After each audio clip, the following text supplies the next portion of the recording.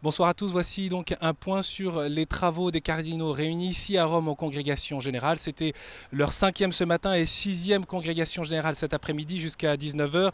Je ne fais pas durer le suspense, mais vous le savez peut-être déjà, il n'y a pas de date d'entrée en conclave encore de fixée. Le père Lombardi, le directeur de la salle de presse du Saint-Siège, l'a rappelé dans son point presse de milieu de journée.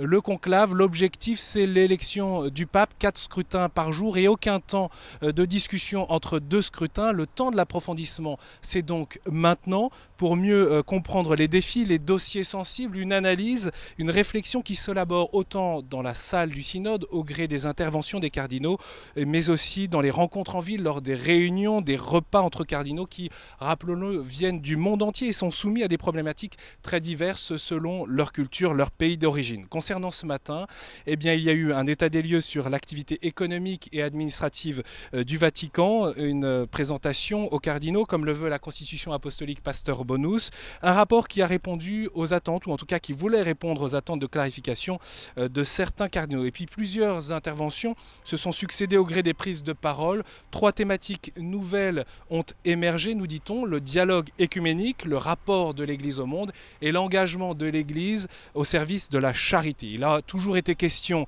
de la nouvelle évangélisation, du rapport des dicastères avec l'épiscopat. On peut donc imaginer, comme l'a laissé entendre le porte-parole du Saint-Siège, que les discussions portent aussi sur Vatilix, qui a secoué le Vatican ces derniers temps et qui pèse sur cette période de pré-conclave. Il s'agit pour les cardinaux de se faire une idée précise de l'ampleur de ce scandale, signe peut-être aussi de l'intérêt porté à ces difficultés, mais aussi de la nécessité d'une réforme en profondeur de la curie romaine. Avant de conclure, notons que le doyen, le cardinal Angelo Sodano, a envoyé un télégramme de condoléances ce matin aux autorités du Venezuela après la mort d'Hugo Chavez. Et puis un dernier mot, le cardinal vietnamien Jean-Baptiste Van Minman est arrivé à Rome.